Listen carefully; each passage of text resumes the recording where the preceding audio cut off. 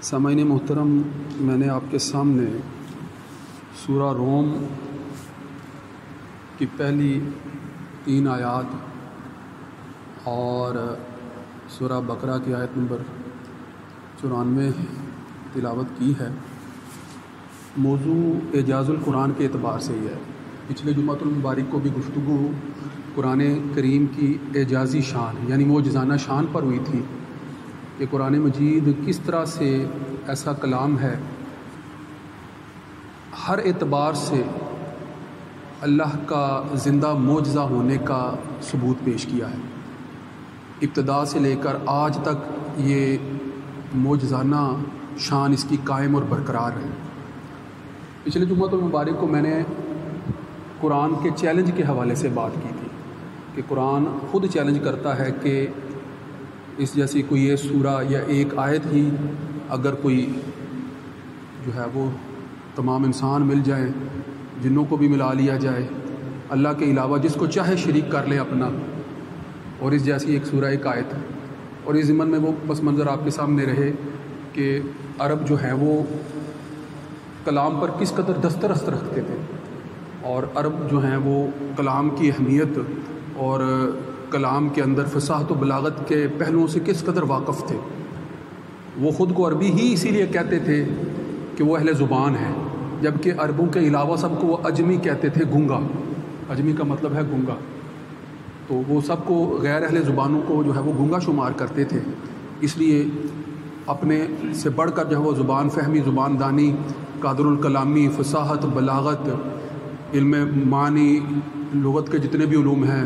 بیان اور بدیع کے جتنے بھی پہلو ہیں، سارے کے سارے جو ہیں ان پر ان کو فطری دسترس آتا تھا۔ ایسا نہیں تھا کہ کوئی ادارے تھے یا انسٹیٹیوشن تھے وہ ان کو پڑھا رہے تھے اور وہ سیکھ رہے تھے اور پھر وہ کلام کی قدرت جو ہے وہ ان کے اندر پیدا ہو، ایسا نہیں تھا۔ فطری ان کے اندر یہ ملکہ موجود تھا۔ علم الانصاب کے وہ ماہر تھے۔ اپنے آباء و اجداد کا نسب تو یاد ہی تھا، اپنے پالتو جانوروں کے بھی نسب یاد ہوا کرتے تھے، اپنے کتوں کے، اپنے گھوڑوں کے،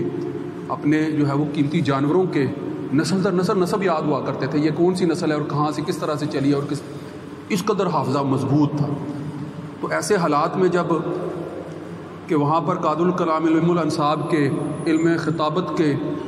کے بڑے بڑے ماہر کیسی گفتگو کرتے تھے، آدمی پر سحر طاری ہو جاتا تھا۔ ایسی گفتگو کرتے تھے، ایسا کلام، ایسے شعر کہتے تھے، اور یہ نہیں کہ ان کے جو قصیدے تھے وہ 8-10 اشعار پر مشتمل ہوتے، سینکڑوں اشعار وہ زبانی سناتے چلے جاتے تھے، اور لوگ جو ہے وہ ساری رات بیٹھ کر سنتے رہتے تھے۔ ایسے قادر الکلام شعراء، ان کے سامنے جب قرآن مجید کی چند آیات پیش کی گئی تو جب ان کی فصاحت و بلاغت جو کہ ان کے فطری ملکہ میں شامل تھی اس کا ان پر اثر ہوا تو وہ اس کو تسلیم کرنے پر مجبور ہو گئے، اور آج تک جو ہے وہ یہ معجزہ جو ہے وہ قرآن مجید کا قائم ہے۔ میں نے 2 آیات 2 جگہ سے جو ہے وہ 2 مقامات سے 2 آیات کا انتخاب کر کے قرآن مجید کے کچھ اور معجزات کی طرف جو ہے وہ آپ کو متوجہ کرنا چاہتا ہوں۔ جو سورہ بقرہ کی آیت ہے اس کے اندر یہودیوں سے خطاب ہے، یہود سے خطاب ہے کہ یہودیوں کا جو بنیادی ایک عقیدہ ہے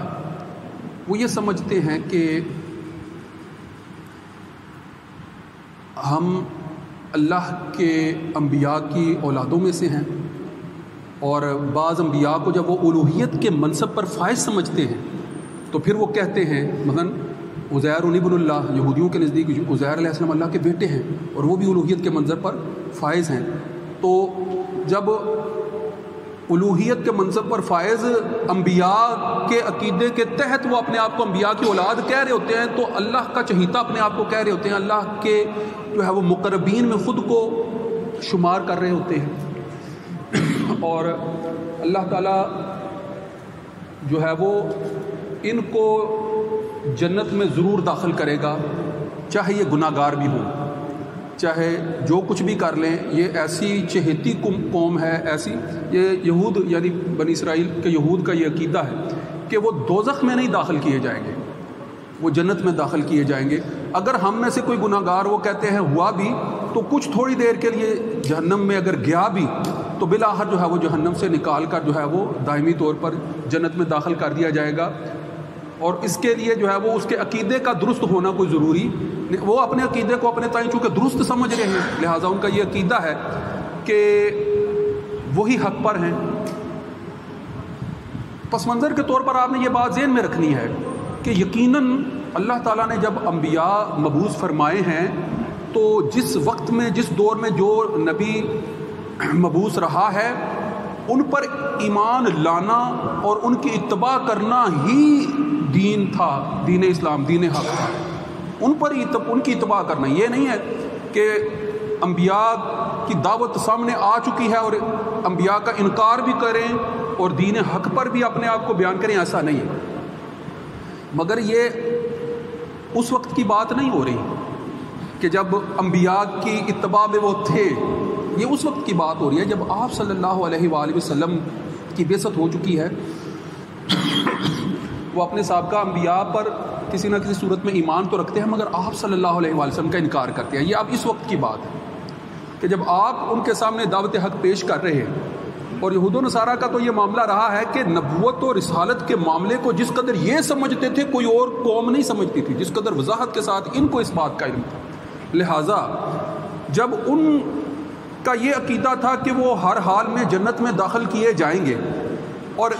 اب اس تناظر میں اگر سوچا جائے کہ آپ صلی اللہ علیہ وآلہ وسلم کا انکار کرنے کے باوجود کیا وہ جنت کے مستحق ہو سکتے ہیں، تو اب یہ صورتحال مختلف ہو گئی ہے۔ اب ان کے لیے آپ صلی اللہ علیہ وآلہ وسلم پر ایمان لانا ضروری ہے۔ اگر جو ہے وہ آپ کا انکار کرتے ہیں تو چاہے سابقہ سارے انبیاء پر ایمان لاتے ہوں یا بڑے سے بڑے سابقہ انبیاء پر ایمان لانے کا دعویٰ برقرار رکھتے ہوں، اب ان کا یہ دعویٰ رسالت درست نہیں ہے۔ جب آپ صلی اللہ علیہ وآلہ وسلم کو خاتم النبیین جب وہ تسلیم نہیں کرتے ہیں تو اب یہ دعویٰ درست نہیں۔ اب قرآن کی یہ جازی شان کیا ہے؟ یہ ذرا آیت دیکھیں، سورہ بقرہ کی آیت نمبر 94۔ قل ان کانت لکم الدار الآخرۃ عند اللہ خالصۃ من دون الناس، آپ ان سے فرما دیجئے، قل آپ ان سے کہہ دیجئے، ان کانت لکم الدار الآخرۃ، اگر ان کے لیے ہے آخرت کا گھر، دار الآخرہ، اگر آخرت کا گھر ان کے لیے، اگر آخرت کا گھر ان کے لیے ہے تو آپ ان سے کہہ دیجئے کہ اگر وہ یہ سمجھتے ہیں کہ آخرت کا ٹھکانہ تو صرف انہی کے لیے ہے، ان کے علاوہ کسی اور کو جو ہے وہ آخرت میں جو ہے وہ کوئی مقام، مرتبہ یا بخشش کا کوئی بھی جو ہے وہ درجہ عطا نہیں ہوگا، اگر یہ سمجھتے ہیں کہ یہ جو کچھ بھی کرتے رہے آخرت میں ان کا انجام اچھا ہی ہونا ہے، بالآخر وہ اچھے انجام سے ہی جو ہے وہ فیض یاب ہوں گے، اگر یہ سمجھتے ہیں تو آپ ان سے کیا فرما دیجئے کہ یہاں چونکہ من دون الناس کا لفظ بھی موجود ہے، یعنی دوسروں لوگوں کی نسبت، دوسروں لوگوں کے علاوہ جو ہے وہ ان کا ٹھکانہ، دوسرے لوگوں کے ساتھ جو بھی ہو ان کے ساتھ جو ہے وہ آخرت میں بھلائی ہی کا معاملہ ہونا ہے، تو پھر آپ ان سے فرما دیجئے فتمنوا الموت ان کنتم صادقین، کہ موت کی خواہش کرو اگر تم سچے ہو۔ اب ذرا غور کریں، قرآن مجید نے جب یہ مطالبہ کر دیا کہ آپ ان سے کہہ دیجئے، ان سے پوچھ لیجئے کہ موت کی تمنا کریں، بھائی دیکھیں نا، کسی بھی ایمان والے سے پوچھا جائے، ہماری چونکہ دین اسلام کی اہمیت اور تربیت جو ہے وہ اسی پہلو پر ہے، جب یہ پوچھا جائے کہ بھائی تم جو ہے تمہارے لیے موت کی حیثیت کیا ہے، تو جو ہے وہ دنیا کی محبت میں مبتلا نہیں ہے، وہ یہی کہیں گے نا کہ ہم تو موت کو ایک ایسا دروازہ سمجھتے ہیں کہ جس سے گزرنے کے بعد ہم جو ہے وہ آخرت میں ایک ایسی ابدی مقام پر ہوں گے جہاں ہمارے رب سے ہماری ملاقات ہونی ہے، تو ہم تو موت سے ڈرنے والے نہیں ہیں بلکہ موت کی خواہش بعض اوقات کر رہے ہوتے ہیں کہ اس سے گزر کر ہم اپنے رب سے ملاقات کرنے والے ہیں۔ بنیادی عقیدے کی بات ہے۔ اب جب یہ کہہ رہے ہیں کہ ہم آخرت میں اچھے ہی مقام پر ہوں گے تو غور کرنا چاہیے کہ دنیا کی زندگی جو ہے وہ مختصر زندگی ہے، عارضی زندگی، آخر ختم ہونی ہی ہونی ہے، دنیا کی زندگی ختم ہو جانی ہے، اور اس میں جو ہے وہ جتنی بھی ہمیں سہولتیں حاصل ہوں، جتنے بھی وسائل حاصل ہوں، جتنی بھی مال و دولت میسر ہو، اگر آخرت میں ہمارا مقام اچھا ہے تو اس کے مقابلے میں تو اس کی کوئی حیثیت نہیں ہے نا، تو اس کے مقابلے میں آخرت میں جب ہمیں اعلیٰ درجات کی جو ہے وہ یقین دہانی کروائی گئی اور ہمیں اس پر یقین بھی ہو، تو پھر ہمیں موت سے کون سی چیز جو ہے وہ ڈرائے گی؟ ہمیں موت سے جو ہے وہ کوئی چیز جو ہے وہ